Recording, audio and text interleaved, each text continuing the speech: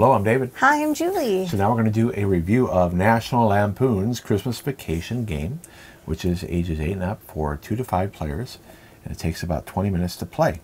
Hopefully you've had a chance to check out our how to play and play through. So this is a push your luck race to get rid of your deck game. So each player will have a deck, and so I'm the present deck and Julie's the snowflake deck. There is a film deck, moose deck, and a Christmas tree deck, and so we're not playing with those because it's only a 2-player game. All the cards have the same numbers in it, and they're numbered 1 through 6, except for a wild card, which you can use as any number you want. You can even use it as a 7, it says in the rules. And so the object is to get rid of your whole hand, and the first person that does that, the game ends immediately. You don't play an equal number of rounds. Here's the dice you're going to roll, and you can use this moose head cup to do that. So you can put it in there, shake it up, and then roll it. And what you're trying to do is to avoid Cousin Eddie's. You got 4 of them. And I got 4 of them, so I busted already. Okay, so the round ends for you anytime you get 3 Cousin Eddies. So let's say I didn't get that, and I got this.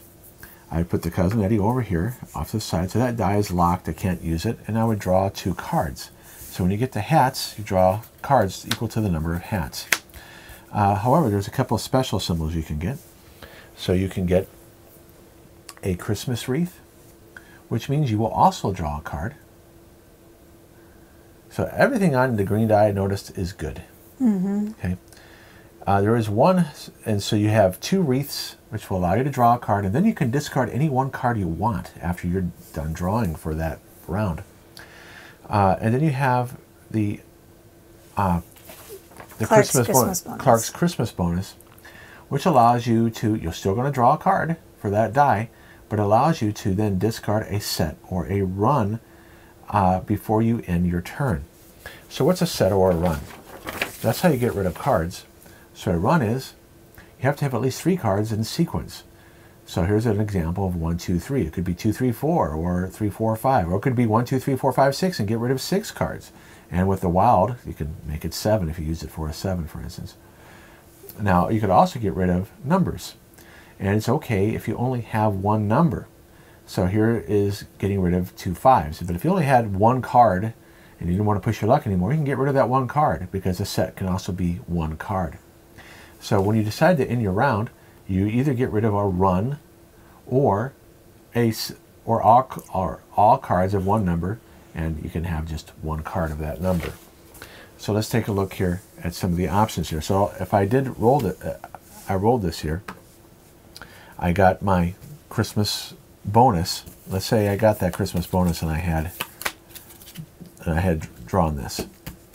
Right away, I can get rid of a set of cards if I wanted to, or if I only got that, I can get rid of the 4 or 1. So I'll just get rid of the 1, okay, and I'll keep on going.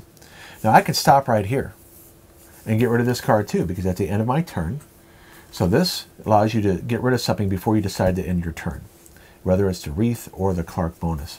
So I can end my turn right here and get rid of this 4 too, but I'm going to keep on going. Okay. So I got another Cousin Eddie. I draw 3 cards. And before I end my turn, I can get rid of, with the wreath, get rid of 1 card. Okay. And I'm going to end my turn, and at the end of my turn, I can get rid of a run or a set of cards, and I have to have at least 3 cards in a run, and I get rid of these 3 cards. So I manage to get rid of this many cards before the turn passes to Julie. Now let's say I had some cards left over. Okay, they do not stay out between turns. You take them, and then you shuffle them up. And then Julie would go, and she would roll the dice. So again, the first one to get rid of all their cards wins. So that's a quick little overview. Yep. So now we're going to give you our pluses, our positives, negatives, and neutrals. And then after that, we will tell you what we rated it on the BGG scale. Okay. I thought this was a really fun push your luck game. The art is really cool because it looks like needlepoint, and a long time ago I used to be able to do needlepoint. So it brings back a lot of happy memories of seeing that. I liked it a lot. I think it could have used some reference cards for the dice because luckily David kept reminding me what the green dice did. And maybe if I played this a lot, it would be automatic. The only one I knew automatically was the Cousin Eddie and just the plain old little Santa hat. So Right. This part needs to be on a reference card. yeah. And my negative is that there's no player interaction. And I like having some interaction. I mean, the only interaction is just passing the dice to the next person. And so that's kind of, I don't know, I wish there could have been more, somehow more interaction. A lot of push your luck games do this, but I have an idea of how they could have added that, because you'll see what my comments are. Okay.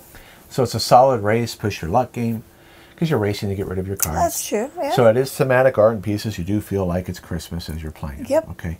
There's no doubt about that. Nope.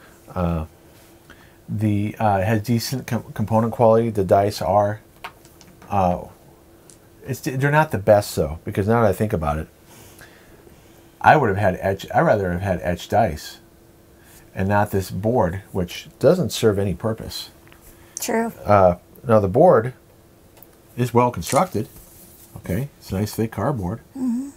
But you really don't need it to play. The cup is nice. I like the cup. Okay, the Yeah, cup it's is not fun. cheap. You can drop this on the floor, probably throw it around, and it wouldn't break. Now, it could crack, I'm sure, if you tried to. And the cards are, they're average quality. So I think I would have rather have had better dice than to have this board here, which is one of my comments, is the board is unnecessary. I'm neutral on it. It's not really needed. It looks cool, Yeah. but that's also probably added, $3 to $4 more to the game. Well, it could be. I mean, you could have made this, they could have made this a cheaper game, a more accessible game, not had the board, Yeah. and had better dice and made it cheaper. Yeah.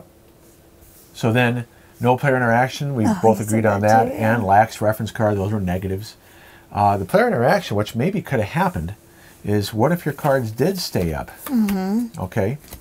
And then Julie goes, and so she had a 3-4, let's say she had a 5-4 at the end of her turn. What the player interaction could have been is that you can use cards of other players. Oh. So in other words, Julie could have gotten rid of these 3 cards, but then she has to do mine. So maybe we'll introduce that variant. So then she gets rid of those cards. She kind of helps me. And then when your turn comes around, you then shuffle your it. deck. I So like that's a variant we're gonna try to see if to introduce some more player interaction, because then you can decide, okay, am I going to try to get rid of more cards, but it might help out somebody that you're playing with. That's a neat idea. And then it could also be a little bit of a balance for a younger player who doesn't play with as much strategy, because there is some strategy in here of when you get rid of cards, because you want to get rid of 1s and 6s before you get rid of the cards in the middle, because that Right. will limit your ability to And complete runs. To be honest, I didn't even think about that till we did our how to play and playthrough for you guys, and David mentioned it. Yeah. I did not even think about it the first time we played it Yeah, at all. This is a little bit of strategy, not much. All right, so let's see how we rated it. Okay. 7. So we both said 7, usually willing to play. Yeah. It's one of those things that's going to sit on the shelf, and when we see it with all the other push your luck games, we want to play this. We haven't played this with higher player counts, so it could be over time becomes a 6. We'll play it in the mood, or if there's people that we play games with that really like this, it could go up.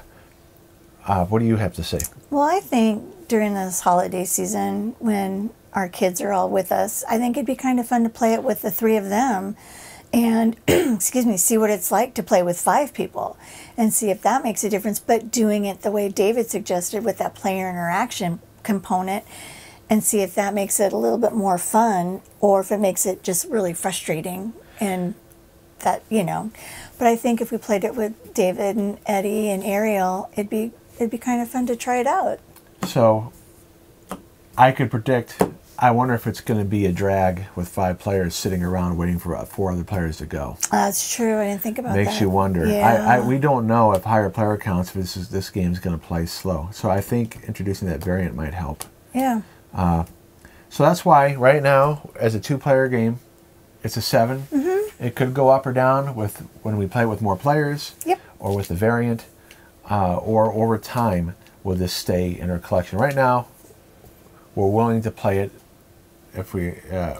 compared to our other push your luck games. Definitely. So fans, those who haven't seen the movie, I don't know if they would really care for it. I don't think we've seen the entire movie, have we? But we like Christmas. We like We do. European Vacation. We've seen and And the original Vacation. The original. So we just maybe have to check We this haven't one seen out. Las Vegas Vacation, which is kind of funny. I haven't seen that. Well, we'll have to look. Maybe it's on Disney Plus and we can watch it there. Maybe. Maybe. All right. Well, thanks for watching, and please remember to subscribe and like. Thanks, guys. We'll see you next time. All right. Bye-bye. Bye.